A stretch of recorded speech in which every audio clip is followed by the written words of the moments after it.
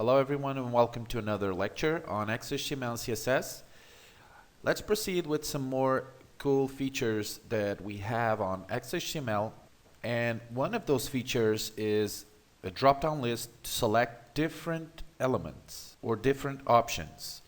Now I'm going to show you how to do this. It's very simple, and we're going to use a new tag called the select tag for this. So let's go to index.html and let's go inside a container, and after the paragraph, this is the welcome page. Let's type the select tag and let's close it down here. Now between the select tags we have to type an option tag space, and now we type value equals, and let's say red, and now we close option tag, and inside or between the option tags we're going to type whatever you want to appear as an option of the list. So let's type red. Make sure the value name and the element name are the same. So what we can do now is copy this and paste it down here. Let's do another one and another one. So in here let's change this to blue, and here we type blue. In here let's type yellow, and here we can type black, and here we can type black.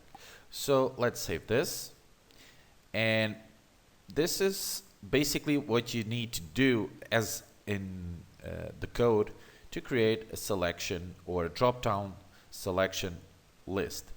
So let's go to Chrome. Let's run this in Chrome.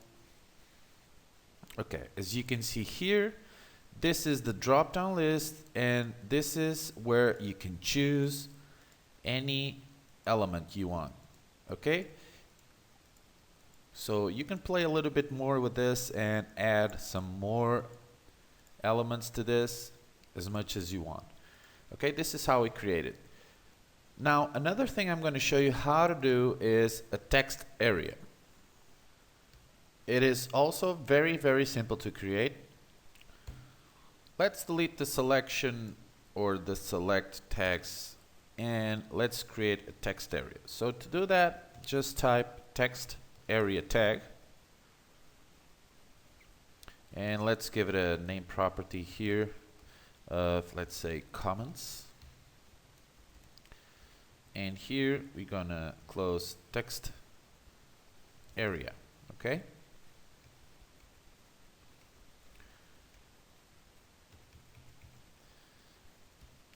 now this is basically what you need to create a very basic text area. And let me run this in Chrome and see if it's working. There it is. Okay, and in Chrome, in the Chrome browser, you can even stretch the text area as you wish, okay, to the size that you want. Very cool. Now let's go back and give a default size to the text area. To do that,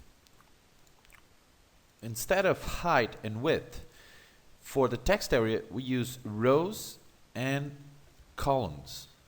Okay, so rows would be the height and columns would be the width of the text area. Okay, so let's give rows, let's give it a 5, and cols, you type COLS equals, let's give it a 10. Let's save this. Let's see this in Chrome right now. Okay, this is what we get. Let's give more columns here, like 20 for example.